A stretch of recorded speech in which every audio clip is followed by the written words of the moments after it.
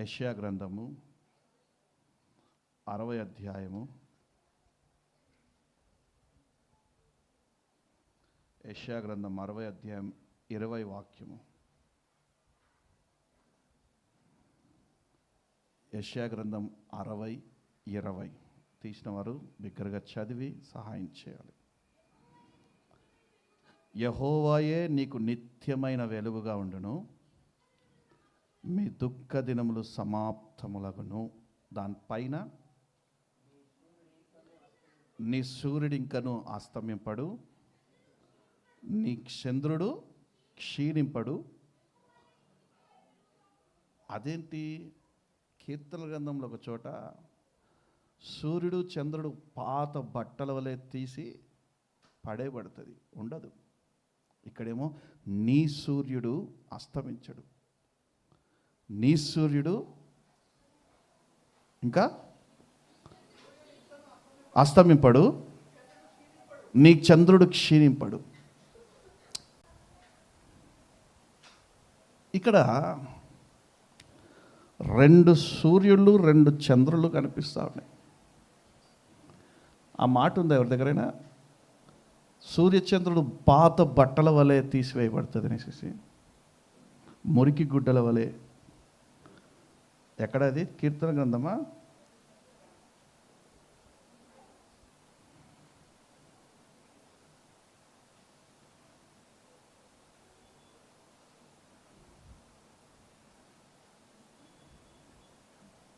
హల్లెలూయా.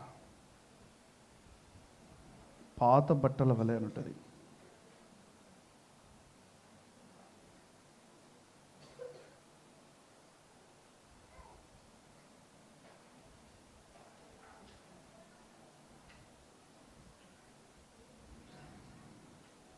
పాత గిల్లును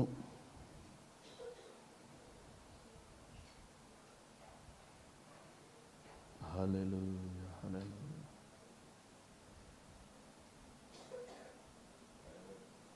దొరికిందా?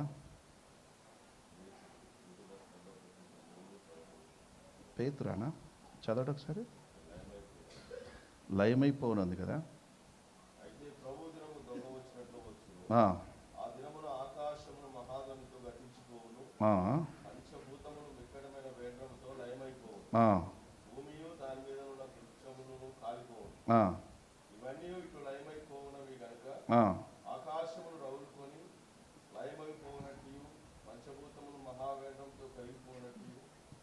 కాదు, అది కాదు.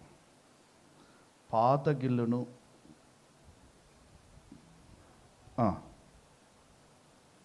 అవి నశించును. కీర్తన 102:26 చూడండి.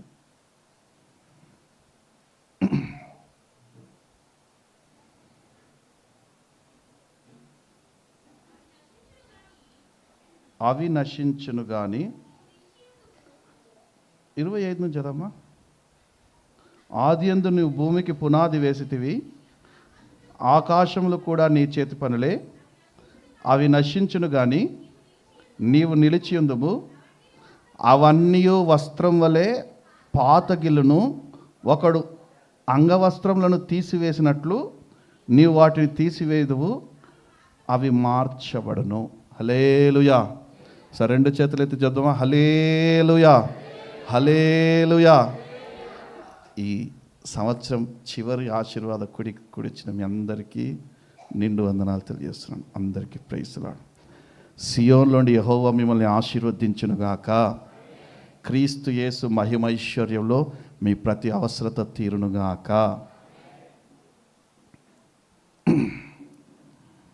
యెహోవాయే నీకు నిత్యమైన వెలుగుగా ఉండును. 2020 సంవత్సరాల క్రితము తన ఒకగానొక కుమారుణ్ణి భూమి మీదకి తండ్రి అయిన దేవుడు పంపించాలని నిర్ణయించుకున్నాడు. సాతానుగాడితో ఆదికాండం 3వ అధ్యాయంలో సవాల్ విసిరినప్పుడు, నా కుమారుడు వచ్చి నీ తలని చితకదొక్కుతాడు అన్నప్పుడు, ఆ విషయాలన్నీ మనకు తెలుసు, మాట్లాడుతూ వెళ్తాము. ఇక కుమారుణ్ణి పంపించాలి అంటే ఒక గొప్ప ప్రణాళిక అది. ఈ భూమి మీదకి కుమారుడు రావాలి అంటే ఒక గొప్ప కార్యం అది. లోక కళ్యాణార్థ నిమిత్తమై భూమి మీదకి కుమారుడు రావాలి. కుమారుడు వచ్చి ఏదో టాటా బై బై చెప్పేసి వెళ్ళిపోతే కాదు. కుమారుడు శ్రమనొందాలి, కుమారుడు హింసించబడాలి, కుమారుడు 1-40 కొరడా దెబ్బల చేత బాధించబడాలి, ముళ్ళ కిరీటం ధరించాలి. ఈ సంఘటన, ఈ సినేరియా అంతా తలుచుకుంటూ ఉంటే తన కుడిపార్శ్వంన కూర్చోబెట్టుకొని ఎంతో అల్లారు ముద్దుగా పెంచుకున్నటువంటి కుమారుడు, తండ్రి ఎంతో ప్రేమతో పెంచుకున్నటువంటి కుమారుడు ఈ భూమి మీదకి అంత శ్రమను అనుభవించాలి అని అంటే మనమైతే మన పిల్లల్ని పంపిస్తామా? ఓ 4 రోజులు ఉద్యోగాన్ని పంపిస్తే కొడుకు ఆడ కష్టమవుతుందంటే వద్దురా ఆ ఉద్యోగం మానేయి అంటాం. ఈ స్టాండ్ పక్కకు పెట్టండి. వద్దురా ఉద్యోగం మానే అంటాం. ఈ రోజుల్లో స్కూలుకు కూడా నాన్న నేను స్కూలుకు పోన్నాను. వద్దు నాన్న వద్దు, మానేసి పక్కన చికెన్ షాప్ ఉంది, నీకు రోజు చికెన్ తినే అలవాటు కదా, రోజు లెగ్ పీస్ నువ్వే కొట్టుకొని తిందులే, నువ్వు తిను, వచ్చిన కస్టమర్లకు కూడా తిను అంటే చికెన్ షాప్లో పనోడుగా పెడదామని. ఒకప్పుడేమో మెకానిక్ షాప్లో పెడతామనేటోళ్ళు తల్లిదండ్రులు, ఈరోజు చికెన్ షాప్లో పనోడుగా పెడతాంలే నేను. ట్రెండ్ మారింది, ఎందుకంటే పిల్లలు చికెన్ లేని రోజు ఉండలేరు కాబట్టి చికెన్ షాప్లో పనోడుగా పెడతాంలే, పోకు నువ్వు స్కూల్కి వెళ్ళకు అంటాం. అదే అమ్మ అయితే 4 తోమి పంపిస్తుంది, దాంట్లో ఏ సందేహం లేదు. ఒకవేళ అమ్మలు లేకపోతే మన చదువులు ఏమవుతుండేనో.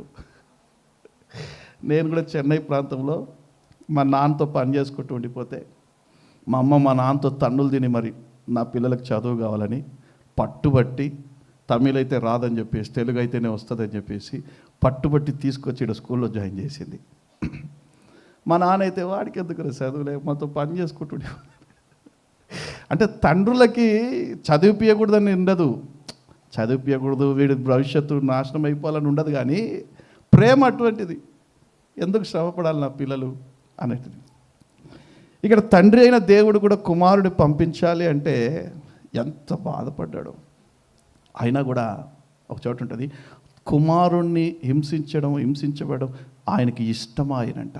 ఎందుకు అంటే మనందరి పాప పరిహారార్థ నిమిత్తమై మనందరినీ ఆయన సృజించారు కాబట్టి తప్పిపోయిన మనం అందరము కుమారుని ద్వారా ఏకమవుతామనేసే నమ్మిన వారు బిగ్గరగా చప్పలు కొడుతూ ప్రభురామనం అయిపడదాం. హల్లెలూయా. తండ్రి ఒక ప్రణాళికతో ఒక ఉద్దేశంతో ఈ భూమి మీద కుమారుని పంపించాడు. ఒకవేళ కుమారుడు ఆ ప్రణాళికలు లేకపోతే తండ్రి హృదయం ఎంత గాయపరిచిపడిపోతుంది కదా.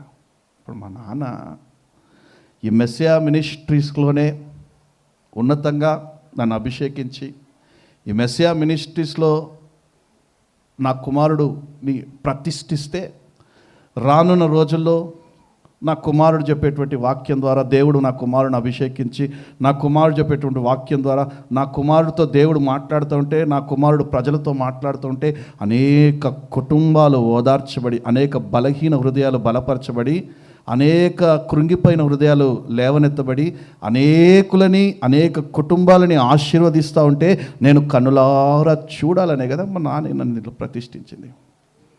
ఆయనకు తెలియదా సేవలో కష్టాలు ఉంటాయని? ఆయన కాలినడకలో సైకిల్ కూడా లేదు, అప్పుడు ఏది సైకిల్ కూడా లేదు. అరవపల్లి ప్రాంతంలో దిగి కాసర్లపహాడ్ అనే ప్రాంతానికి 3 కిలోమీటర్లు నడుచుకుంటూ వెళ్ళి సేవ చేయాలి. ఒక్కో పూట విశ్వాసులు సరైనటువంటి భోజనం పెట్టకపోయినా ఆ పాత అన్నమే, నిన్న రాత్రి వండుకున్న అన్నమే ఆరాధనకి వెళ్ళేసి వచ్చిన తర్వాత నిన్న రాత్రి, ఇది శనివారం రోజు రాత్రి వండుకున్న అన్నమే పొద్దున్నే మరలా మధ్యాహ్నం వచ్చేసరికి పాడైపోతే దాంట్లోనే ఇంత నీళ్ళు పోసుకొని ఉప్పు వేసుకొని కలుపుకొని ఒక ఉల్లిపాయ పెట్టి నంచుకొని తిని చేసినటువంటి సేవ. మరి ఇంత కఠినమైనటువంటి సేవలో నా కుమారుడు కూడా పంపిస్తే, నా కుమారుడు వస్తే వాడు కూడా ఇంత కఠినం అనుభవించాల్సింది వస్తుంది, వాడు కూడా ఇంత శ్రమ అనుభవించాల్సి వస్తుంది. ఎవరైనా పంపిస్తారా? పంపారు. కానీ తండ్రి అయిన దేవుడు ఈ భూమి మీదకి యేసుక్రీస్తుని పంపించారు. సమస్తము తండ్రి చిత్తాన్నే నెరవేర్చాడు ఆయన కదా. మా నాన్న కూడా మన తండ్రులు కూడా, ఉదాహరణకు మా నాన్న కూడా నమ్మి ఈ సేవలో, ఈ మెస్సేజ్ మినిస్ట్రీస్లో ప్రతిష్ఠించి, రే వేరే వేరే బోధలన్నీ కలిపి చెరిపే బోధలు ఉంటాయిరా, ఏది కలిపి చెరిపే బోధలు ఉంటాయి, అపోస్తుల బోధ ఉండదు. ఒకడేమో ప్రవక్త అంటాడు, కాళ్ళు చేతులు ఊపుతాడు, అటే పోతాడు ప్రవక్తలాగానే. 365 రోజులు వాడికి అదే ఇంకా ఏది ప్రాఫెసీలు చెప్పడమే, నీకు అదైపోతుంది, నీకు ఇదైపోతుంది అనేసి. ఇంకొకడేమో స్వస్థతలు స్వస్థతలు స్వస్థతలు పేరు పెట్టి పిలవడాలు. ఈ రోజులో ఇవే కలిపి చెరిపేటువంటి బోధలు వస్తూ ఉన్నాయి. పట్టుమని సంఘంలో 4 ఉన్నా సరే వారిని వాక్యం చేత బలపరచాలి. ఇది ప్రణాళిక, ఇది ఉద్దేశం. యేసుక్రీస్తుని కూడా 2000 సంవత్సరాల క్రితము ఈ లోకంలోకి తండ్రి అయిన దేవుడు పంపించారు. మనలో మన మధ్య మహిమతో మన మధ్యలో నివసించాలనేసే ఆయన మనకు పంపించారు. నేను అంటాను, ఒకవేళ యేసు ప్రభు వచ్చి చనిపోయి గనక ఉండుంటే ఈరోజు మనకు క్రిస్మస్ అవసరం లేదు, మనకు అవసరం లేదు. యేసు ప్రభు చనిపోయి 3వ దినం పునరుద్ధానుడై తిరిగి లేచి మన మధ్యలో ఆత్మస్వరూపే సంచరిస్తున్నారు కాబట్టే ఈ క్రిస్మస్ మనకి. నమ్మిన వారు బిగ్గరగా చప్పలు కొడుతూ ప్రభునామం పడదాం. హల్లెలూయా. పునరుద్ధానుడై తిరిగి లేచాడు కాబట్టే క్రిస్మస్. చనిపోయి ఉంటే నీకు నాకు ఈ క్రిస్మస్ అవసరం లేదు. అది 25వ తారీఖే చేసుకుంటామా, డిసెంబర్ 1 నుండి 25వ తారీఖు మధ్యలో మన ఇష్టం వచ్చినట్టు చేసుకుంటామా? ఆయన మన మధ్యలో ఉన్నాడనే ఉనికి కలిగి చేసుకుంటున్నాం. ఆయన మన మధ్యలో ఉన్నాడనే ఉనికి లేనివాడు ఎన్నో వదరబోతు మాటలు, పనికిరాని మాటలన్నీ మాట్లాడుతూ ఉంటాడు.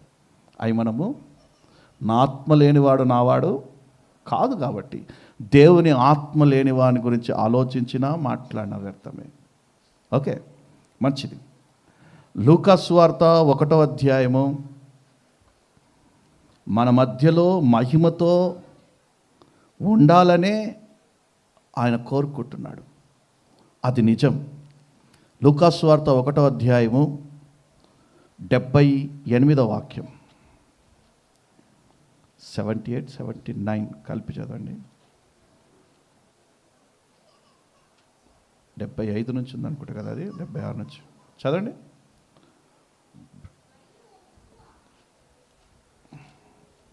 లూకా సువార్త 1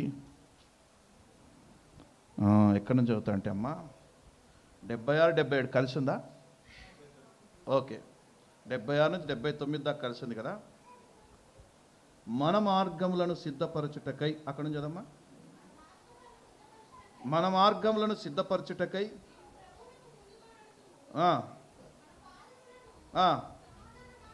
మన పాదములను సమాధాన మార్గములోనికి నడిపించినట్లు చీకటిలోను మరణ ఛాయలోను కూర్చుండు వారికి వెలుగు ఇచ్చుటకై ఆ మహావాత్సల్యమును బట్టి పైనుండి ఆయన మనకు అరుణోదయ దర్శనమును అనుగ్రహించెను. హల్లెలూయా. ఏమనుగ్రహించాడంట? అరుణోదయ దర్శనమును అనుగ్రహించాడంట. మనం కొన్ని రోజులు అంటాం, కొన్నిసార్లు అంటాం, యారా నీ దర్శనమే లేదేంట్రా, దర్శనమే లేదేంటి, ఏంటి మధ్య దర్శనాలు లేవేంటి?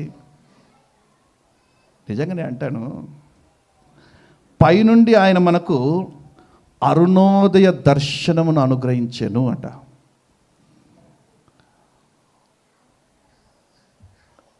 అరుణోదయ దర్శనం ఎలాగుంటుంది అంటే, మనం కొన్నిసార్లు కన్యాకుమారి సముద్ర ప్రాంతంలోకి వెళ్ళి చూస్తే సన్ రైజింగ్ ఏముంటుంది? Sun rising. ఎప్పుడైతే సన్ రైజ్ అవుతుంటాడో ఆ కిరణాలు పడుతూ ఉంటాయి.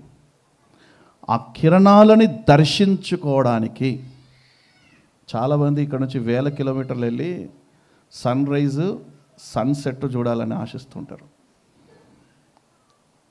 తండ్రి అయిన దేవుడు 2023 సంవత్సరాల క్రితమే సన్ రైజ్ని చూడాలని ఆశించి అరుణోదయ దర్శనం మనం కలగాలనేసే తన ఒక్కగానొక కుమారుని ఈ భూమి మీదకి పంపించాడు.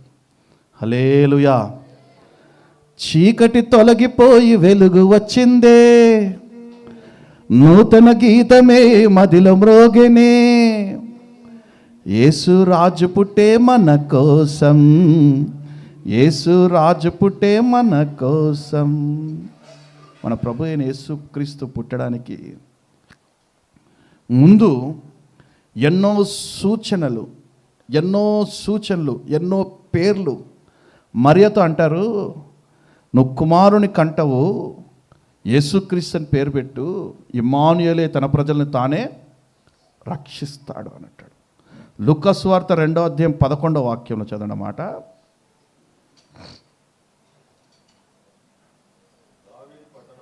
దావీదు పట్టణం నందు నేడు రక్షకుడు మీ కొరకు పుట్టి ఉన్నాడు, ఈయన ప్రభు అయిన క్రీస్తు, దానికి ఇదే మీకు ఆనవాలు. ఇక్కడ 3 ఉన్నాయి: రక్షకుడు, ప్రభువు, క్రీస్తు. ఒక్క వచనంలో 3 పేర్లు కనిపిస్తున్నాయి. రక్షకుడు, ప్రభువు, క్రీస్తు. క్రీస్తు అంటే అభిషక్తుడు అని అర్థం. క్రీస్తు అంటే అభిషక్తుడు అని అర్థం. ఈ 3 గుర్తులు ఆయన నువ్వు వెళ్తే అక్కడ ఆయన ఉంటాడు. ఈ 3 గుర్తులు కలిగినటువంటి బాలుడు పొట్టి గుత్తలతో చుట్టబడి అక్కడ నీకు కనిపిస్తాడు. నువ్వు వెళ్ళు, మీరు వెళ్ళండి అని గొల్లెలతో ఆయన, గొర్రెలు కాసేటువంటి గొల్లెలతో ఆయన చెప్పారు. లూకా సువార్త కొన్ని చోట ఇమ్మానుయేలు అని చెప్పారు, కానీ ఈ 79వ వాక్యంలో అరుణోదయ దర్శనమును అనుగ్రహించేవాడు. హల్లెలూయా. ఈ అరుణోదయ దర్శనమును అనుగ్రహించేవాడు. అరుణోదయం అంటే ఇంగ్లీష్లో ఏముంది? అరుణోదయము. లూక్ 1:79 ఇంగ్లీష్ బైబిల్ ఉన్నట్టు తీసి చదవండి. తమిళ్లో అన్నారు కదనా?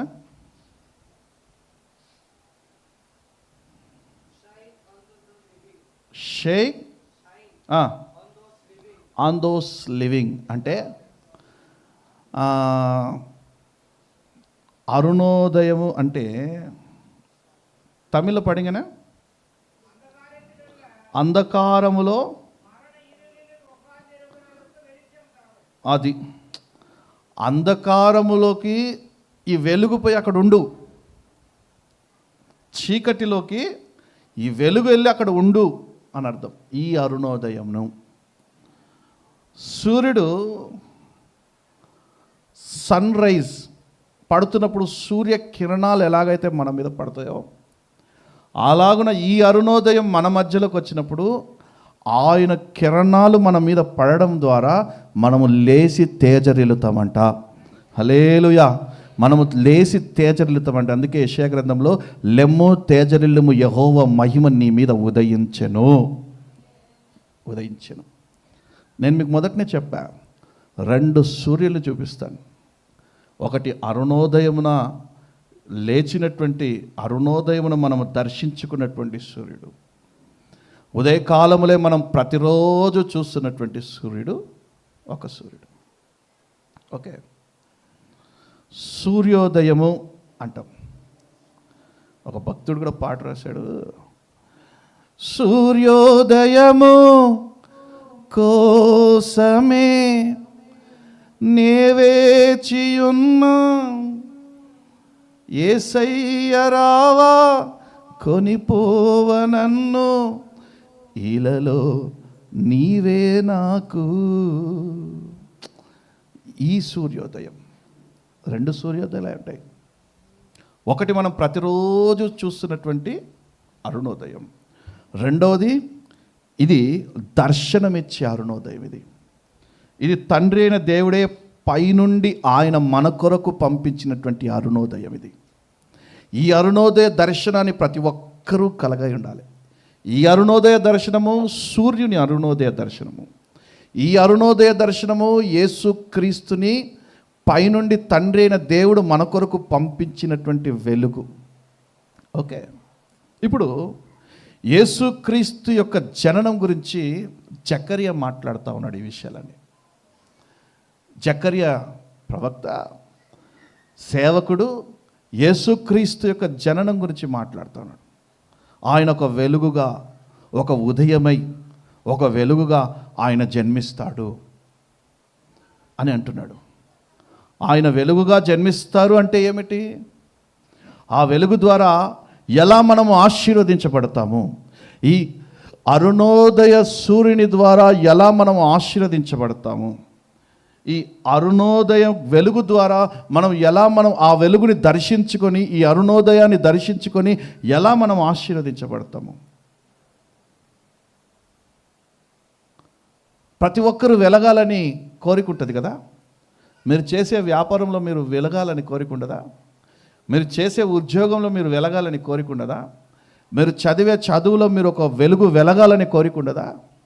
మీ కుటుంబంలో అందరికంటే సమకాలికులలో ఉన్నతంగా ఉండాలి, వెలుగుతూ ఉండాలి అని మీకు కోరికుండదా? ఒక్కసారి బాగా వెలుగుతున్న వారి పక్కన మనం నిలబడి ఎన్నో అవమానాలు, ఎన్నో నిందలు, ఎన్నో అవమానాలు పొందిన రోజులు ఉంటాయి కదా. ఎందుకంటే మనము వెలిగించబడనందువలన, మనము ప్రకాశించబడనందువలన, ఏ వ్యాపారంలో అయినా, చేతి పనులు అయినా, ఉద్యోగంలో అయినా, అంతెందుకు ఆధ్యాత్మికమైన జీవితంలోనైనా మనం వెలగాలి. ఆ వెలగాలనే ఈ అరుణోదయపు వెలుగుని మనము దర్శించుకోవాలనే తండ్రి అయిన దేవుడు తన ఒక్కగానొక్క కుమారుని భూమి మీదకి పంపించాడట. ఆత్మలో వెలగాలి. ఆత్మలో మనము ఎల్లప్పుడూ వెలుగుతూనే ఉండాలి, మండుతూనే ఉండాలి. ఇప్పుడు మనకంటే ఎక్కువ ఆత్మ కలిగి మన ఎదుటనే మనతోనే నడిచిన వాడు ఒకటేసారి ఉన్నతమైన స్థానంలోకి వెళ్ళిపోయి కూర్చుండు అనుకో, కిందున్నవాడు బిత్తరపోయి చూస్తాడు, ఏంద్రా వీడు ఇంతగా వెలిగిపోయాడు ఒక్కసారి అని. అవునా కదా? అవునా కదా? ఎందుకు ఇంతగా వెలుగుతున్నాడు అంటే ఈ అరుణోదయపు తేజస్సు వీడి మీద పడుతుంది కాబట్టి వీడు వెలుగుతున్నాడు. లెమ్ము తేజరిల్లుము, యెహోవా మహిమ నీ మీద ఉదయించింది. ఇలా అన్ని కోణాలలో ప్రజలు వెలగాలనే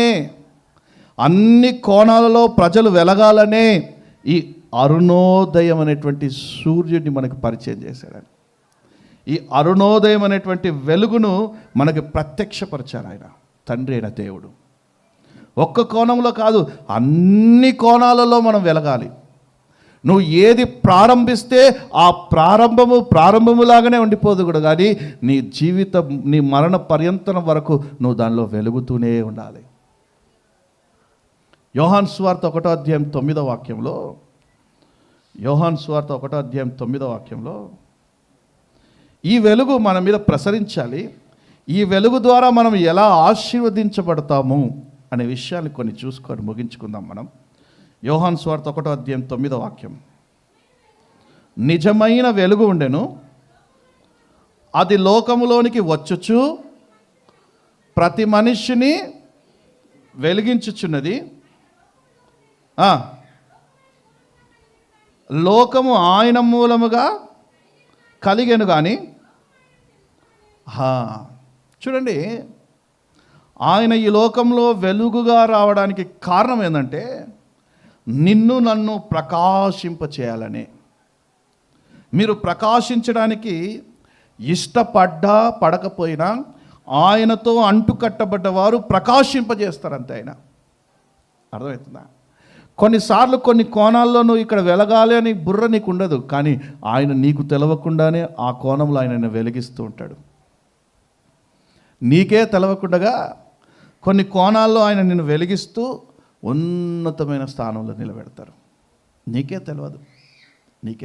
కొన్నిసార్లు ఆయనను విశ్వసించినటువంటి నీవు ప్రకాశిస్తావని, వెలుగు నీ మీద కలుగుతుందనేసి నీకే తెలియదు, కానీ ఆయన నిన్ను ఆ కోణంలో ప్రకాశింపచేసి నిన్ను వెలిగించి కూర్చోబెడతాడు.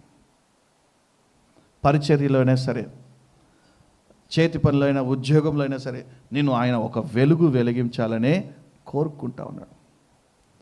ఇప్పుడు మన యేసుక్రీస్తు ఎవరంటే వెలుగు. చదవండి మా మాట ఒకసారి. నిజమైన వెలుగు ఉండెను. ఇది మీకు నేను కొద్ది కొత్త కోణంలో వివరించి చెప్తాను ఈ మాట మీకు నేను. అది లోకంలోనికి వచ్చుచు ప్రతి మనుష్యుని వెలిగించుచున్నది. ఆయన లోకములో ఉండెను, లోకము ఆయన మూలముగా కలిగెను. ఇది రాసుకోండి, చాలా ప్రాముఖ్యమైనటువంటి మాట. లోకము ఆయన మూలంగా కలిగెను. చదమ్మా. చాలమ్మా. ఆయనే అన్నిటినీ దగ్గరుండి జరిగించారంటే ఎవరు? ఈ అరుణోదయ దర్శనము అనేటువంటి యేసుక్రీస్తు ఆయననే ఈ లోకంలో దగ్గరుండి సమస్తాన్ని సృజించారంట. ఈయనెవరు? అరుణోదయ దర్శనం. ఓకే, ఆదికాండం 1వ అధ్యాయము 3, 4, 5 వాక్యాలు చదవండి. నేను మెల్లిగా వెళ్తాను కానీ త్వరగా ముగిస్తాను.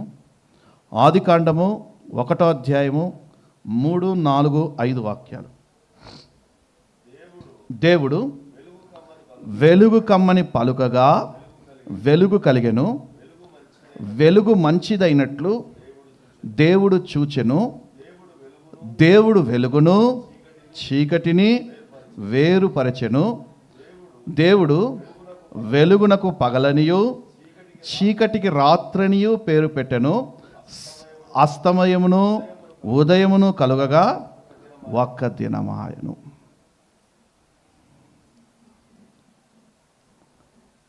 ఒకటో అధ్యాయము 14వ వాక్యం చదవండి. పగటిని రాత్రిని వేరుపరచినట్లు ఆకాశ విశాలమందు జ్యోతులు కలుగును గాకానియు కాలములను దిన సంవత్సరములను సూచించుటకై భూమి మీద వెలుగిచ్చుటకు అవి ఆకాశ విశాలమందు జ్యోతులయుండు గాకానియు పలికెను. ఆ ప్రకారం ఆయను. నేను అంటాను, ఇప్పుడు నేను చదివించినటువంటి 1వ అధ్యాయము 3వ వాక్యము నుండి 5వ వాక్యం వరకు ఇవి చదివిన తర్వాతనే దేవుడు అన్నిటినీ సృష్టించెను. పలుకగా ఆ ప్రకారమాయను, పలుకగా ఆ ప్రకారమాయను, పలుకగా ఆ ప్రకారమాయను. నేను అంటాను, 14వ వాక్యం వచ్చేసరికి దేవుడు జ్యోతులను అంటే సూర్యుని, చంద్రుణ్ణి, నక్షత్రాల్ని ఏ రోజు సృజించారు?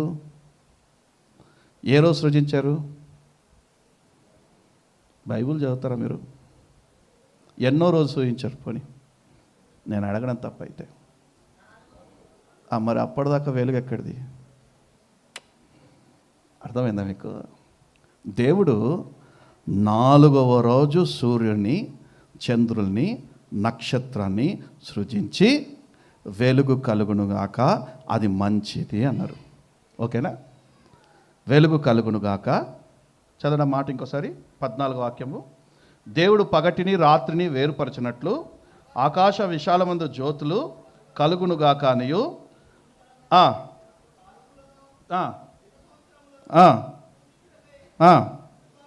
చాలండి. ఇక్కడ అంతా గాకా గాకా అన్నారా? గాకా గాకా అన్నారా?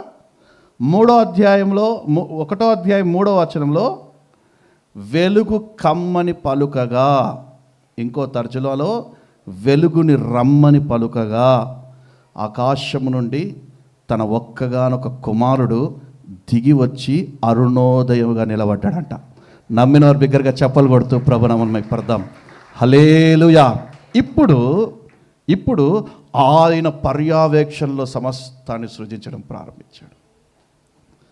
కుమారుడు ఈ అరుణోదయం వెలుగు, ఈ వెలుగులో 4 రోజుల దాకా వెలుగు లేదు. అవునా? 1వ అధ్యాయం చదవండి.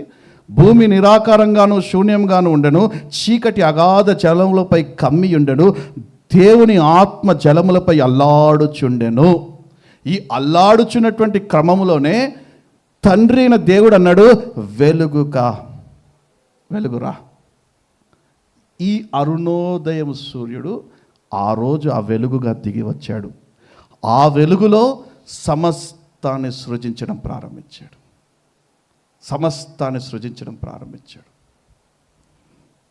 చూడండి, 1వ అధ్యాయం 3వ వాక్యంలో వెలుగు మంచిదైనట్లు దేవుడు చూచెను, దేవుడు వెలుగును చీకటిని వేరుపరచాడు. చాలు.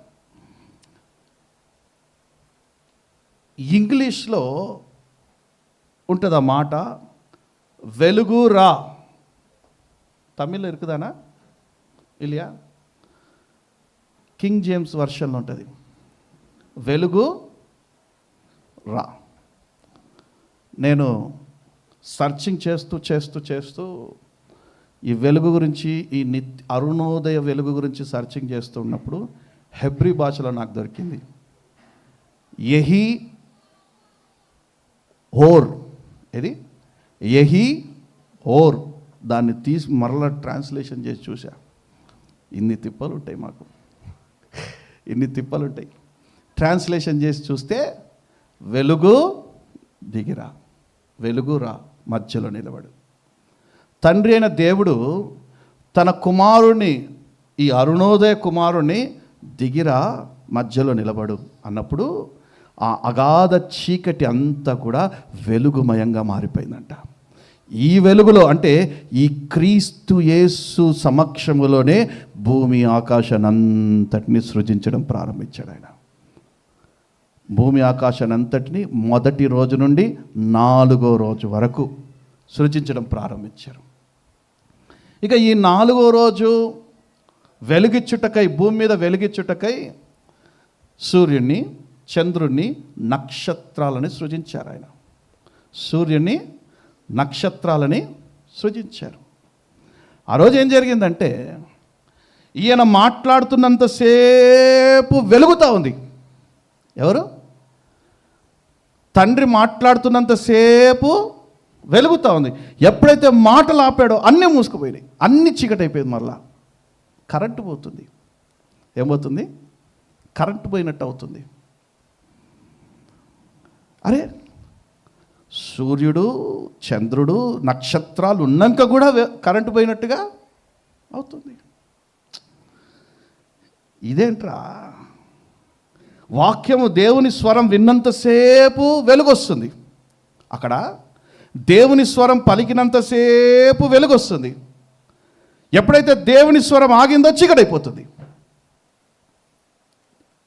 అయితే కీర్తన గ్రంథము, క్షమించాలి, యోహాను సువార్తలోనే 1వ అధ్యాయం 1వ వాక్యం నుంచి చదవండి. 1వ వాక్యం నుంచి 1వ అధ్యాయం నుంచి 1 నుండి 8 వచనాలు, క్షమించాలి.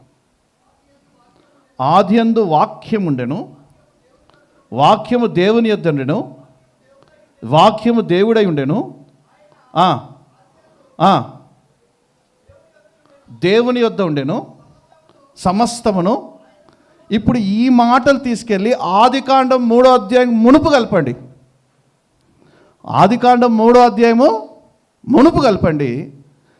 అప్పుడు ఆయన అంటాడు, ఆదియందు వాక్యం ఉండెను, ఆ వాక్యము దేవుని యొద్దను, ఆ దేవుని యొద్ద ఉన్నటువంటి వాక్యము అది వచ్చి పనిచేసింది. అది అంటే యేసుక్రీస్తు, ఆయన వచ్చి పనిచేశారు. ఈ అరుణోదయం వచ్చి పనిచేసింది. ఈ అరుణోదయం వచ్చి ఆ 4 రోజుల వరకు పనిచేస్తూనే ఉంది. నమ్మిన వారి దగ్గరగా చెప్పలు కొడుతూ ప్రభు నామమున పడదాం. అందుకే ఆ అగాధములో వెలుగు ప్రసరించింది. ఎప్పుడైతే వాక్యం మాట్లాడడం ఆపేశారో చీకటి. చదవండి ఆ మాట ఇంకోసారి, 8 దాకా చదవమనగా. సమస్తమును ఆయన మూలంగా కలిగెను, కలిగినది ఏదియు ఆయన లేకుండా కలగలేదు. ఆయనలో జీవముండెను, ఆ జీవము మనుష్యులకు వెలుగై ఉండెను. ఆ వెలుగు చీకటిలో ప్రకాశించుచున్నది కానీ ఇక్కడ రాసుకోండి ఈ పాయింట్. ఆ వెలుగు చీకటిలో ప్రకాశించుచున్నది, చీకటిలో ప్రకాశించుచున్నది కానీ చీకటి దాన్ని గ్రహింపకుండెను. ఉండేను. చాలండి. యోహాను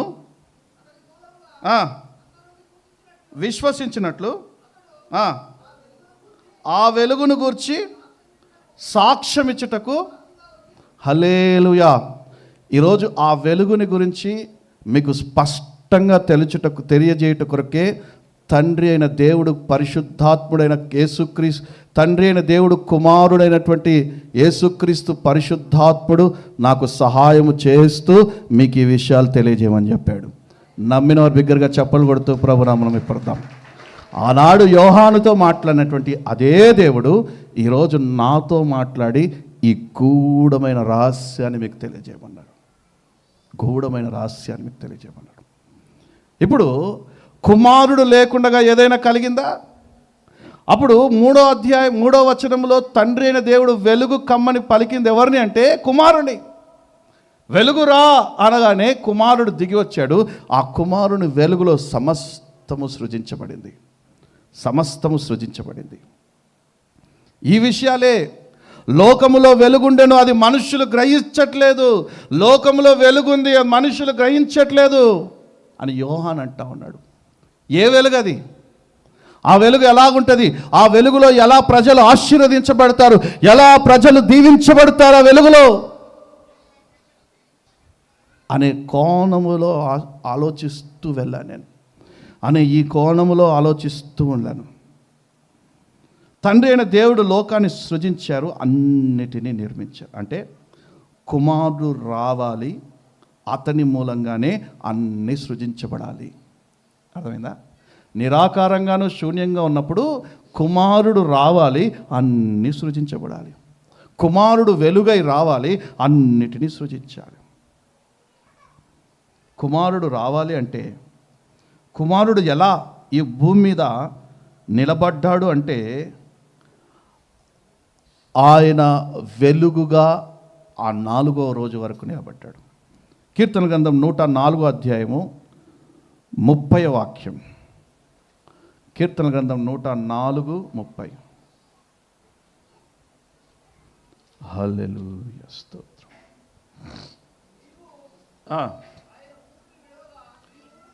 నీ ఊపిరి విడవగా అవి సృజింపబడును, అట్లు నీవు భూతలమును నూతన పరచుచున్నావు. చాలమ్మా. యెహోవా మహిమ నిత్యమున యెహోవా తన క్రియలను చూచి ఆనందించునుగాక. మనం 30 వాక్యం మాత్రమే తీసుకుంటే, నీవు నీ ఊపిరి విడువగా అవి సృజింపబడును, అట్లు నీవు భూతలమును నూతన పరచుచున్నావు. భూతలమును నూతన పరచుచున్నావు.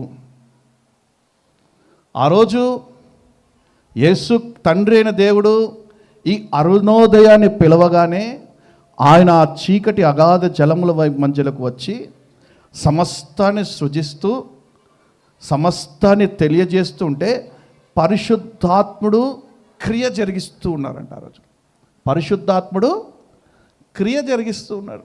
అందుకే తండ్రి, కుమార, పరిశుద్ధాత్మ ఈ 3 లేవు అనేవాడిని తరిమి కొట్టండి. ఒకవేళ ఇవి 3 గురించి బోధించకపోతే వాడు అపోస్తల బోధలో లేనట్టు. అర్థమవుతుందా? చాలా జాగ్రత్తగా విశ్వాసులైన మీరు వ్యవహరించాలి. విషయాలలో వస్తారు, తండ్రి ఒక్కడే ఉన్నాడు, కుమారుడు లేడంటారు. వస్తారు, కుమారుడు ఒక్కడే ఉన్నాడు, పరిశుద్ధాత్మ లేడు, తండ్రి లేడంటారు. వస్తారు. ఓకేనా? అపోస్తల బోధ నుంచి కలిపి చెరిపేటువంటి ఆత్మలు వస్తాయి మీ మధ్యలోకి. దురాత్మలు సేవకుల రూపంలోనే వస్తాయి. జాగ్రత్త, జాగ్రత్త, జాగ్రత్త. ఓకే. పరిశుద్ధాత్ముడు సమస్తాన్ని నిర్మిస్తూ ఉన్నాడు. సమస్తాన్ని నిర్మిస్తూ ఉన్నాడు. తండ్రి వెలుగు ఉండాలని అనగానే కుమారుడు వచ్చి వెలుగుగా నిలబడ్డాడు. ఏది? 3వ వాక్యంలో. ఇప్పుడు కుమారుడు మాట్లాడుతూ ఉంటే పరిశుద్ధాత్ముడు అన్నిటినీ నిర్మిస్తూ సృజిస్తూ వచ్చారు. అన్నిటినీ నిర్మిస్తూ సృజిస్తూ వచ్చారు. యోహాను సువార్త 1వ అధ్యాయం 3వ వాక్యంలో, యోహాను సువార్త 1వ అధ్యాయం 3వ వాక్యంలో వెలుగు మంచిది, కలిగి ఉన్నది ఏదియు, అంతే కదా.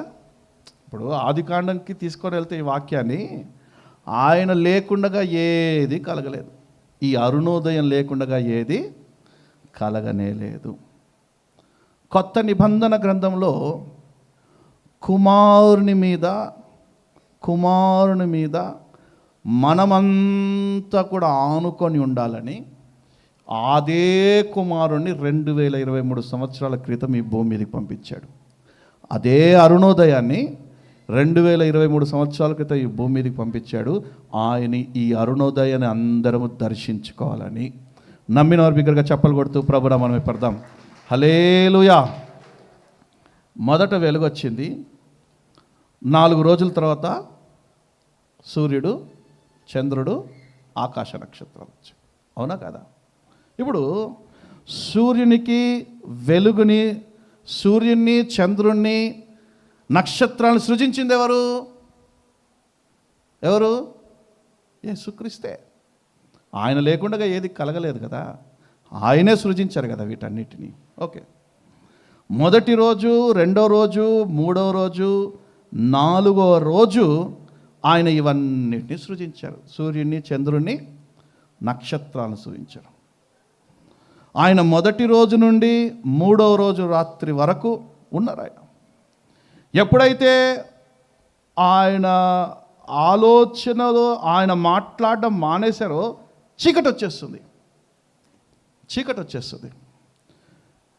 యెషయా గ్రంథం 9వ అధ్యాయము 1-2 వాక్యాలు చదవండి. యెషయా గ్రంథం 9వ అధ్యాయము 1-2 వాక్యాలు. వేదన పొందిన దేశం మీద 9:1-2 అమ్మా. మబ్బు నిలవలేదు పూర్వకాలమున,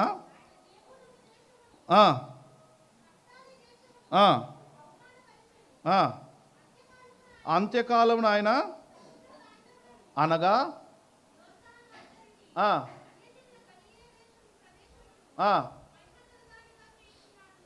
2 కూడా చదవమ్మా. చీకటిలో నడుచులు జనులు గొప్ప వెలుగును చూచుచున్నారు, మరణ ఛాయ గల దేశ నివాసుల మీద వెలుగు ప్రకాశించెను. హల్లెలూయా. మరణ ఛాయ కలిగిన దేశం మీద వెలుగు ప్రకాశించెను. ఇప్పుడు కాలము సంపూర్తి అయినప్పుడు యేసుక్రీస్తు 2023 సంవత్సరాల క్రితం మీ భూమి మీదకి వచ్చారు. ఏ కాలము? ప్రజలు ఎదురు చూస్తున్నటువంటి కాలం. అది ప్రజలు ఎదురు చూస్తున్నటువంటి కాలంలో రాలేదు. ఎప్పుడైతే ప్రజలు సమస్తం నుండి తొలగిపోయి ఒక భయంకరమైన రాజు చేతిలో ఈ దేశం పడి, ఒక భయంకరమైన రాజు ఒక పరిపాలన ఉంటున్నప్పుడు, అప్పుడు ఈ భయంకరమైన రాజు పరిపాలన చేస్తున్నప్పుడు యేసుక్రీస్తు వచ్చాడు. నేను బాగా ఆలోచించాను, అయ్యా అబ్రహాము కాలంలో పంపించుంటే అబ్రహాం ఎంత అల్లారుముదుగు పెంచేవాడు. తన కుమారుని ఇస్సాకును కూడా పక్కకు పెట్టి యేసుక్రీస్తునే ఒళ్ళో కూర్చోబెట్టుకొని, ఎందుకంటే తెలుసు కాబట్టి. మోషే కాలంలో పంపించుంటే 40 సంవత్సరాలు వాళ్ళతో నడిచినప్పుడల్లా ఈ కుమారుడి భుజాన్ని ఎత్తుకొని నడిపించేవాడు. అర్థమైందా? అదే దావీదు కాలంలో అయితే నెత్తి మీద కూర్చోబెట్టుకొని యేసు ప్రభుని చూసుకునేవాడు.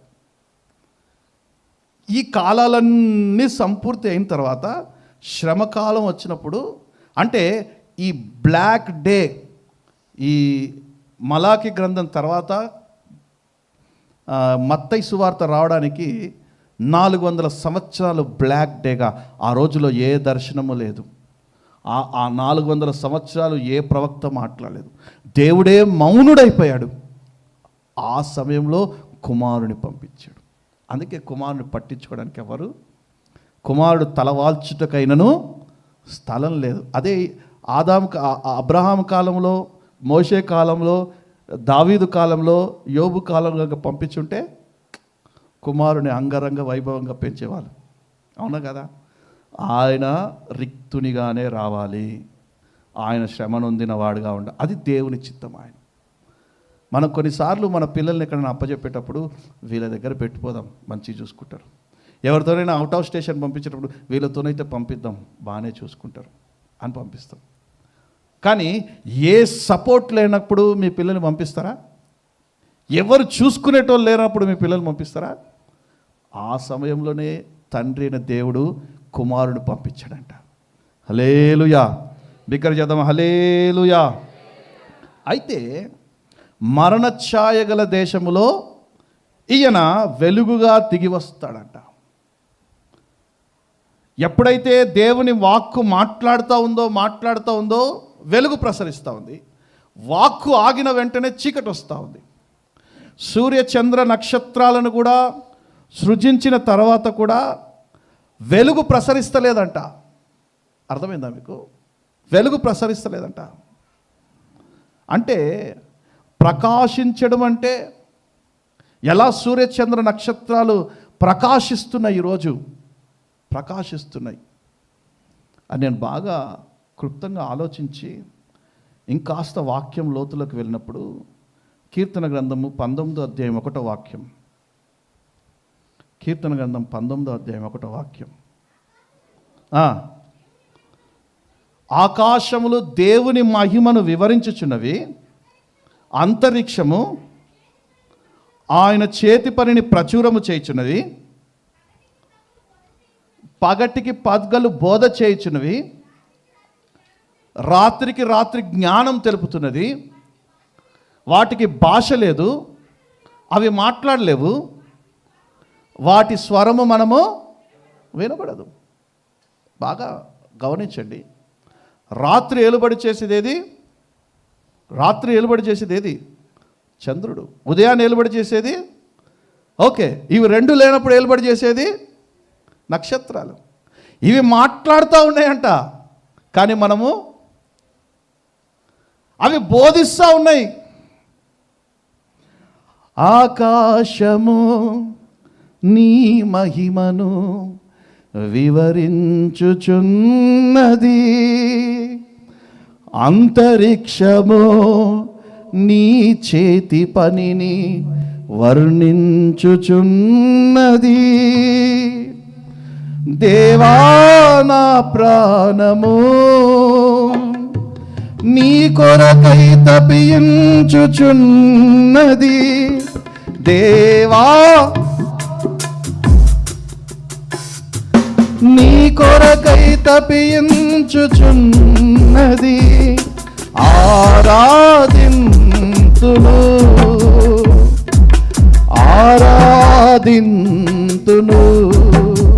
చూడండి, ఒకవేళ సూర్యుడు గనక వర్ణించడం ఆపేశాడంటే, చంద్రుడు నక్షత్రాలు గనక ఆయన గొప్పతనాన్ని ప్రచురించడం ఆపేశారంటే చీకటి అయిపోతాడు, పనిచేయడు. ఏమైపోతుంది? సూర్యుడు వెలిగియడం మానేస్తాడు, చంద్రుడు ప్రకాశించడం మానేస్తాడు, నక్షత్రాలు పనిచేయవు, రాలి పడిపోతాయి. అవి ఎప్పుడు యేసయ్య నామస్మరణ చేస్తూనే ఉన్నప్పుడే ఆ స్థలంలో అలా నిలబడతాయి. అందుకే అవి ప్రకటిస్తూనే ఉంటాయి. అవి ఎప్పుడు దేవుని నామాన్ని ఉచ్చరిస్తూనే ఉంటాయి, దేవుని వాక్యాన్ని ఉచ్చరిస్తూనే ఉంటాయి. ఎలా దానికి అంత శక్తి కలిగింది అంటే, బంగారం మీకు తెలుసా? బంగారం ఎవరు తెలియదన్నా, ఎప్పుడు హిందీ నేర్చుకోవడానికి వెళ్తుంది. బంగారము ఎప్పుడు పట్టుకొని 10 రోజులు, ఒక నెల కూడా అల్మార్లో ఉండదన్న, ఎప్పుడు హిందీ నేర్చుకోవడానికి వెళ్తుంటుంది. యేసు నామములో మీ బంగారం మీ వద్దకు వచ్చునుగాక, యేసు నామములో అది మీ అల్మార్లో స్థిరంగా నిలబడునుగాక, అంతగా నా దేవుడు మిమ్మల్ని ఆశీర్వదించునుగాక. ఈ సూర్యోదయమైన దేవుడే మీకు ప్రత్యక్షమై మీ ఎడల ఆశీర్వాద కార్యాలు జరిగించునుగాక. నమ్మిన వారు బిగ్గరగా చప్పలు కొడుతూ ప్రభువుని మనం ఇప్పడదాం. హల్లెలూయా. ఇప్పుడు కీర్తన గ్రంథము 8వ అధ్యాయం 3వ వాక్యంలో, కీర్తన గ్రంథం 8వ అధ్యాయం 3వ వాక్యంలో, నీ చేతి పని అయిన నేను చూడగా నీవు మనుష్యుని జ్ఞాపకము చేసుకొనుటకు వాడే పాటివాడు. చాలమ్మా. నీ చేతి పని అయిన నీ ఆకాశములను నీవు చూడగా, నీవు కలుగజేసిన చంద్ర నక్షత్రములను నేను చూడగా, నీవు మనుష్యుని జ్ఞాపకం చేసుకుంటకు ఏ పాటి. యోబు గ్రంథం 7వ అధ్యాయం 17వ వాక్యం. యోబు గ్రంథం 7వ అధ్యాయం 17వ వాక్యం. హల్లెలూయా. మనుష్యుడు ఏ పాటివాడు? అతని గణపరచనేలా, అతని మీద నీవు మనస్సు నిలుపనేలా, ప్రతి పగలు నీవు అతని దర్శింపనేలా, ప్రతి క్షణమున నీవు అతని శోధింపనేలా. చాలమ్మా. ఇక్కడ నేను చెప్పదలుచుకుంది ఏంటంటే, సూర్యుడు ఎలా బోధించకపోతే, సూర్యుడు ఎలా ప్రకటించకపోతే, సూర్యుడు ఎలా ఈ కుమారుని గురించి, కుమారుని గుణలక్షణాలను తెలియకపోతే, అంటే ప్రతిరోజు మాట్లాడుతూనే ఉన్నాడు సూర్యుడు, కానీ మనకి ఆ భాష రాదు, ఆ స్వరం మనకి వినపడదు. ఒకవేళ సూర్యుడు మాట్లాడడం, చంద్రుడు మాట్లాడడం, నక్షత్రాలు మాట్లాడడం, దేవుని గురించి వివరణ ఇవ్వడం మానేశాయి అంటే ఏమైతే అవి చీకటి అయిపోతాయి, పనిచేయవు. ఎలాగో చెప్తాయనండి. ఈ అరుణోదయ వెలుగు ఎప్పుడొచ్చింది? ఆదికాండంలో 3వ వచనంలో వచ్చింది. తండ్రి అయిన దేవుడు అగాధ జలంలో చీకటిపై కమ్మిండగా వెలుగు కమ్మని పలికాడు. రా అనగానే ఈ అరుణోదయ వెలుగు వచ్చింది. ఓకే. ఇప్పుడు 4 రోజుల వరకు అన్నిటినీ సృజిస్తూ ఉన్నారు. వాక్యం విస్తారంగా పనిచేస్తూ ఉంది. వాక్యం విస్తారంగా కలుగునుగాక, అంటే వాక్యం అంటే దేవుని వాక్యే, దేవుని మాటలే. విస్తారంగా 4 రోజులు పనిచేసింది. 4వ రోజు కూడా పనిచేసింది. 4వ రోజు చీకటి అయిపోగానే, 4వ రోజు రాత్రి ముగించగానే లైట్లు ఆఫ్ అయిపోయినాయి. అంటే సూర్యుడు, చంద్రుడు, నక్షత్రాలు పనిచేయడము ఇలా కాదని చెప్పేసి. బంగారం ఉందే, బంగారం చీకట్లో కనిపిస్తుందా? ఎప్పుడు కనిపిస్తుంది అది? వెలుతురున్నప్పుడు దగ దగ మెరుస్తుంటుంది. చీకట్లో బంగారమైన పనికిరాని రాయి అది, అవునా కదా? ఇప్పుడు బంగారం షాప్కి వెళ్ళి, అరే బంగారం చూపిరంటే ఫస్ట్ లైట్లు వేస్తాడు వాడు. ఆ దగదగ మెరుస్తున్నటువంటి ఎల్లో లైట్లు అవన్నీ టక్ టక్ టక్ అనేసి ఆ లైట్ల మధ్యలో బంగారాన్ని చూపిస్తాడు. అలాగే ఈ అరుణోదయం అనేటువంటి క్రీస్తు యేసు వారి మీద, ఆ సూర్యచంద్ర నక్షత్రాల మీద ప్రకాశిస్తున్నప్పుడు అవి వెలుగుతూ ఉంటాయంట.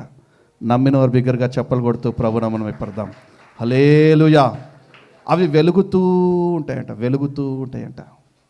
ఎప్పుడైతే యేసు ప్రభు వాటి మీద ప్రకాశించడం మానేస్తాడో అవి పాతగిలిపై పడిపోతాయి, వ్యర్థమైపోతుంది. ఇందాక మనం చదివాం కదా, సృష్టి యావత్తు ఒకడు పాత అంగిని తీసి పడేసినట్టుగా తీసి పడేస్తాడు.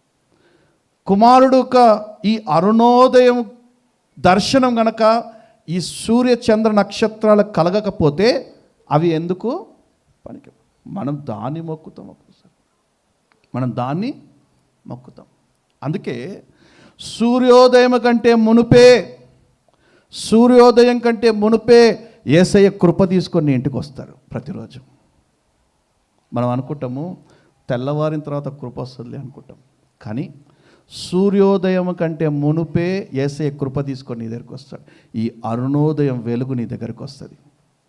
నువ్వు లేచి ప్రార్థన చేస్తూ ఉన్నప్పుడు ఈ అరుణోదయం వెలుగు ఆయన చేతిలో ఉన్న కృపని నీకు అనుగ్రహించి వెళ్తాడు. ఆయన నిన్ను వెలిగిస్తాడు. నువ్వు ఉన్నతమైన స్థానంలో నిలబడతావు. హల్లెలూయా. అర్థమైందా? ఇప్పుడు నిర్గమకాండ 31 అధ్యాయం 18వ వాక్యంలో, నిర్గమకాండ 31:18,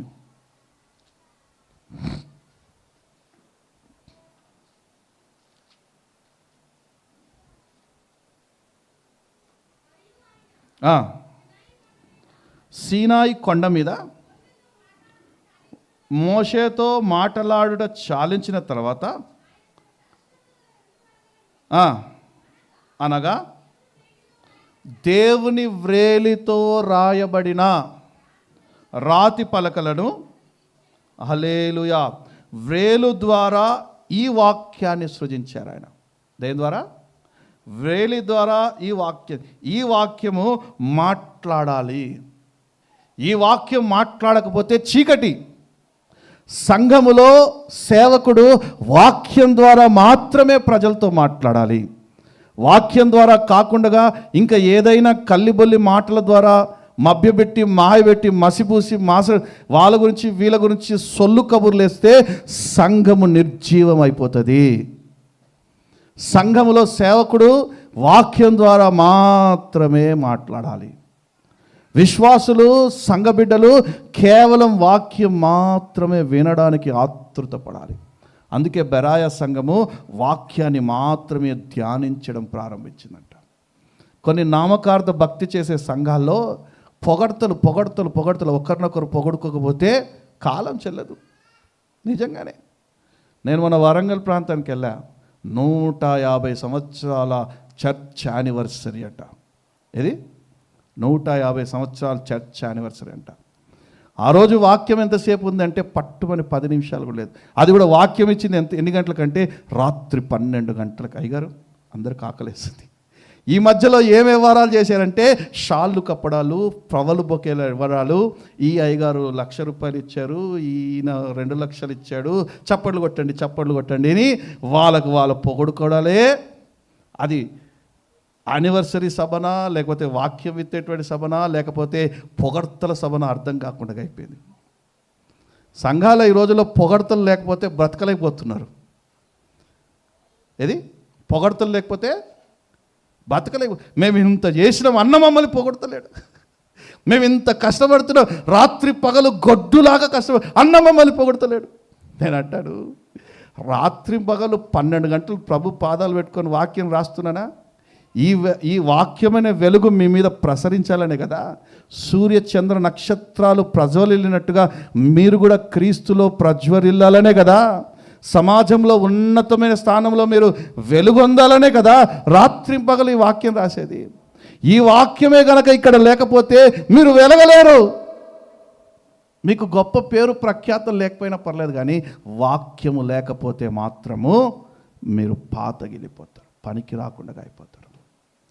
భూమి సృజించిన ప్రారంభం నుండే దేవుని వాక్కు ప్రారంభమైంది.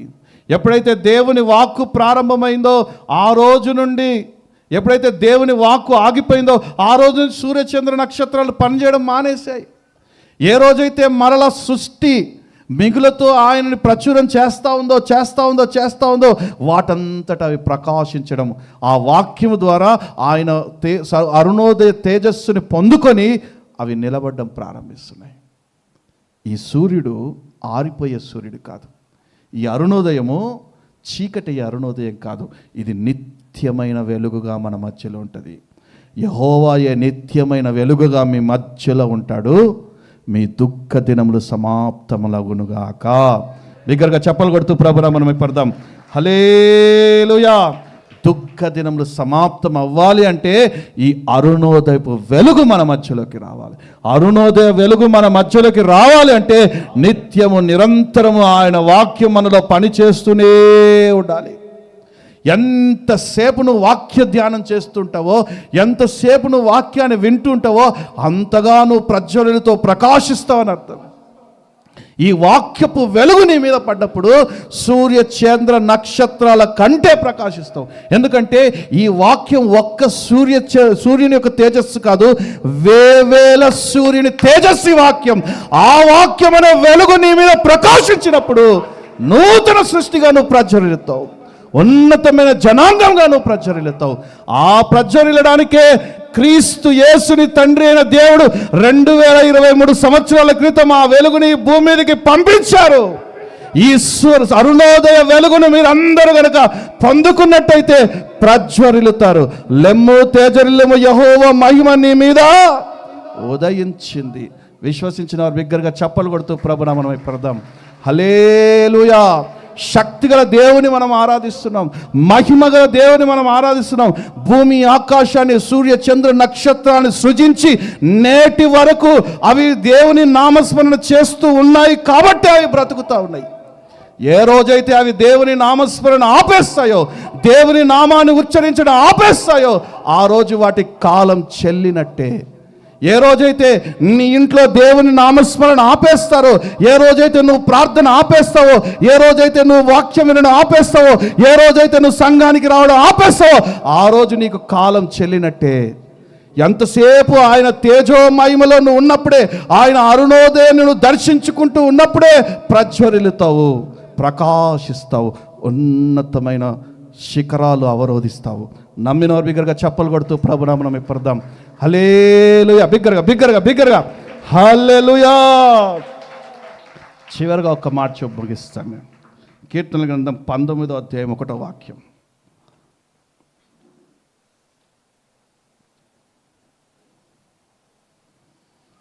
కీర్తనలు 19:1. ఆకాశంలో దేవుని మహిమను వివరించుచున్నవి, ఆయన చేతి పనిని ప్రచురపరచున్నవి, పగటికి పగలు. నేను అంటాను, సూర్యచంద్ర నక్షత్రాలు ఆకాశాలు వివరిస్తున్నాయి, నువ్వు వివరిస్తున్నావా? దేవుడు నీకు చేసిన ఒక మేలుల్ని నీ పక్కింటోళ్ళకైనా చెప్పగలుగుతున్నావా? అందుకే మన బ్రతుకులు ఇట్లా ఏడ్చినాయి. దేవుడు నీ ఎడల చేసినటువంటి మహత్కార్య, గొప్ప కార్యాలు, సూచక్రియలు నీ పక్కింటోళ్ళకైనా చెప్పగలుగుతున్నావా? నీ బంధువులకు సాక్ష్యం చెప్పగలుగుతున్నావా? సాక్ష్యాలు చెప్పండి అంటే ఏదేదో. అందుకే సాక్ష్యాలే మానేశా.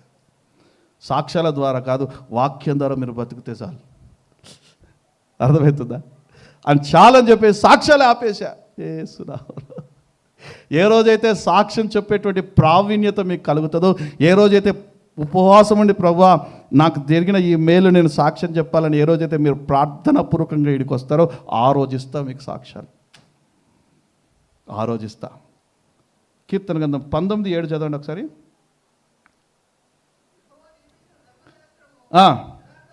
యథార్థమైనది, అది ప్రాణముల తెప్పరిల చేయుచున్నది, యెహోవా శాసనము నమ్మదగినది, అది బుద్ధిహీనులకు జ్ఞానము పుట్టించును, యెహోవా ఉపదేశములు నిర్దోషమైనవి, అది హృదయమును సంతోషపరచును. చాలండి. చూడండి, దేవుని వాక్యం హృదయాన్ని సంతోషపరుస్తుంది, జ్ఞానం పుట్టిస్తూ ఉంది. ఒక సేవకులుగా మా ప్రయత్నం అదే, మీ హృదయాలని సంతోషపరచబడాలి. దేవుని వాక్యం చేత మీ హృదయాలు సంతోషపరచబడాలనేసి నేను అంటాను. మీరు ఎన్నో దుఃఖముతో, విచారణతో, కన్నీటితో ఇక్కడికి వస్తున్నారు. ఎందుకు వస్తున్నారంటే, దేవుడు ఈరోజు మమ్మల్ని ఆదరించకపోతాడా? మమ్మల్ని ఓదార్చకపోతాడా? తన వాక్యము చేత, తన వాక్కు చేత మమ్మల్ని బలపరచకపోతాడా అని ఇక్కడికి మీరు వస్తారు. మీరు ఇక్కడికి వచ్చిన తర్వాత నేను మీకు ఏది కాదు పోండి, మీ బతుకులే అంత అన్నాను అనుకో, ఎదురా దుఃఖం వెంబడి దుఃఖం కలిగించడానికి ఆయనకి వచ్చా కదా. అందుకే దేవుని వాక్కు ప్రిపేర్ చేసేటప్పుడు కూడా సేవకులు చాలా జ్ఞానంతో ప్రజలు ఎలా ఓదార్చబడుతున్నారు, ఎలా బలపరచబడుతున్నారో జ్ఞానంతో ప్రిపేర్ చేయాలి. అర్థమైందా? నీ తలంపులు వేరు, దేవుని తలంపులు. మన ఆలోచనలు వేరు, దేవుని ఆలోచనలు వేరు. ప్రజలు దేవుని వాక్యం వినిన వెంటనే హృదయ ప్రాణాత్మ దేవులు తెప్పరిల్లాలి. అప్పుడే వారి జీవితం కూడా అలా పరిమళిస్తుంది. పరిమళ సువాసనగా వారి జీవితం మారుతుంది. నమ్మిన వారి బిగ్గరగా చప్పలు కొడుతూ ప్రభునామం పడదాం. హల్లెలూయా. చివరిగా ఒక్క మాట ముగిచ్చేస్తాను ఇక్కడ. యెషయా గ్రంథం 8వ అధ్యాయం 20వ వాక్యం. యెషయా గ్రంథం 8వ అధ్యాయం 20వ వాక్యం.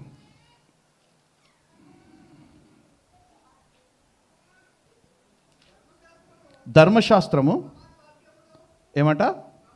ప్రమాణ వాక్యమును విచారించుడి, వాక్య ప్రకారము. ఈ వాక్య ప్రకారము గనక బోధించకపోతే అరుణోదయము కలుగదు. అట్టివారు ఇబ్బంది పడుచు, ఆకలి కొని, దేశ సంచారము చేయుచు చేయుదురు.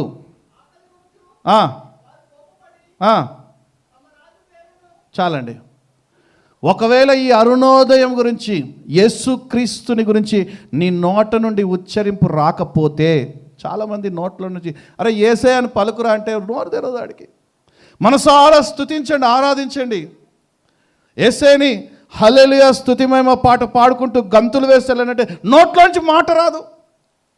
పురుషుల వైపు గలమెత్తండి గలమెత్తండి అంటుంటేనా ఏదో నోరు తెరిస్తే ముత్యాలు రాలుతాయి అన్నట్టు. చాలామందికి నామూషి. మనసారా నోరు తెరిచి సుమధుర స్వరముల గానాలతో వేలాది దూతల గలములతో కొనియాడబడుచున్న నా యేసయ్యా నీకే నారాధన. మీరు ఆపండి, అలా మానేయండి. అలా ప్రావీణ్యం ఎంత తెలుస్తుంది నాకు. పాడండి ఇప్పుడు. సుమధుర స్వరముల వేలాది గలములతో కొనియాడబడుచున్న నా యేసయ్యా నీకే నా ఆరాధన. ఆపండి, మీరు వాడండి. సుమధుర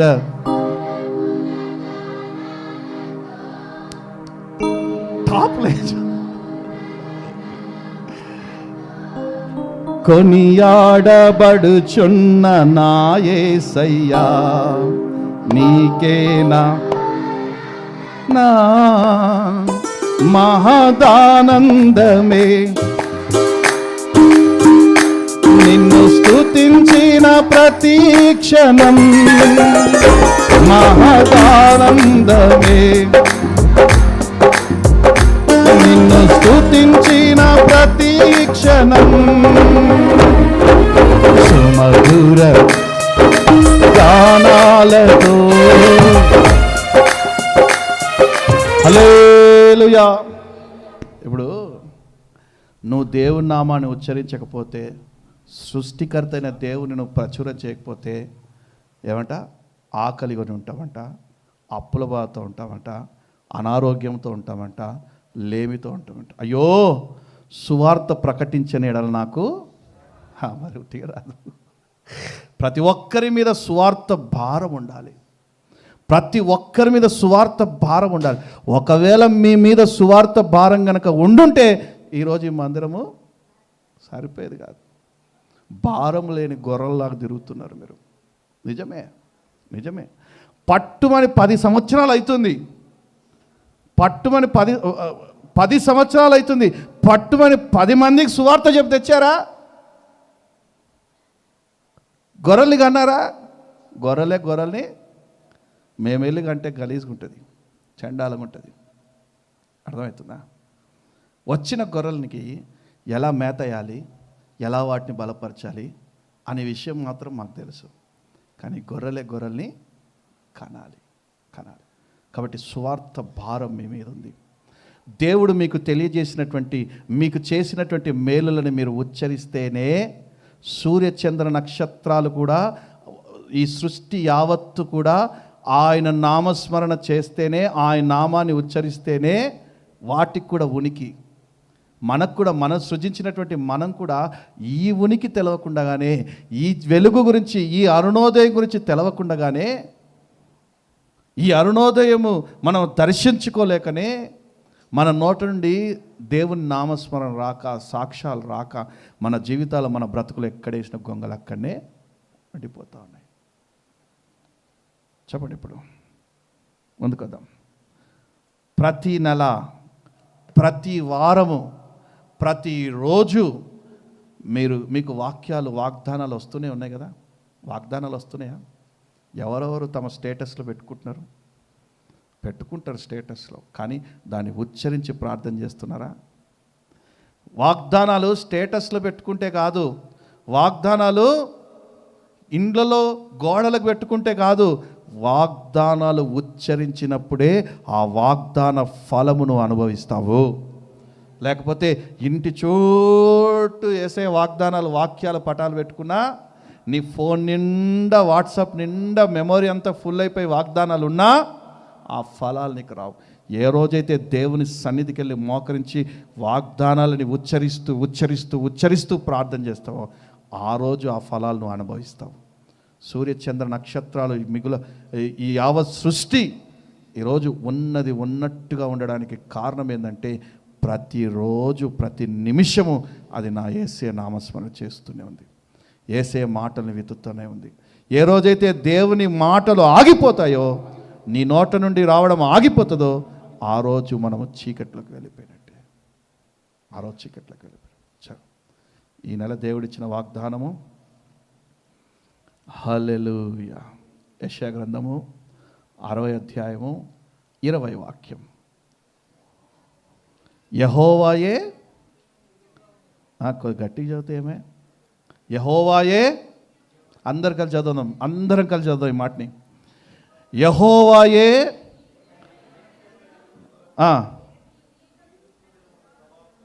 అది నీ దుఃఖ దినములు సమాప్తములగును. యెహోవాయే నీకు నిత్యమైన వెలుగుగా ఉండును, నీ దుఃఖ దినములు సమాప్తములగును. ప్రార్థన చేసుకుందాం. నీ నోటి నుండి ఎంత ఆయన నామస్మరణ చేస్తుంటావో, ఎంత ఆయన నామాన్ని ఉచ్చరిస్తుంటావో, ఎంత ఆయన వాక్కుని నీ నోటి నుండి ఉచ్చరిస్తూ ఉంటావో అంతగా నా దేవుడు నీకు శక్తిని కలుగజేస్తాడు. మన ఎలీషా మంచి మాట చెప్పాడు. సాతాను కూడా దేవుని యొక్క వాక్యాలు ఉచ్చరిస్తుంది, కానీ రిఫరెన్స్లు అవి చెప్పలేవు. మనం రిఫరెన్స్లతో పాటు ఉచ్చరించాలంట. అప్పుడు సాతాను గాడికి వణుకు పుడుతుంది. రిఫరెన్స్లతో పాటు ఉచ్చరించాలి. యెషయా గ్రంథం 60వ అధ్యాయంలో దేవుడు పలికినటువంటి మాట, నేను నీకు నిత్యమైన వెలుగుగా నుందును, నేను నీకు నిత్యమైన వెలుగుగా ఉండు, నీ దుఃఖ దినములు సమాప్తములగును. అలా ప్రతి అధ్యాయం వచనము తెలియజేస్తూ ఆయనకి మనం దాన్ని ఉచ్చరిస్తూ ప్రార్థన చేసినప్పుడు ప్రతి వాగ్దానము నా కోసమేనని, ప్రతి స్థలమందు నా తోడై కాపాడుచున్నావు నీవు.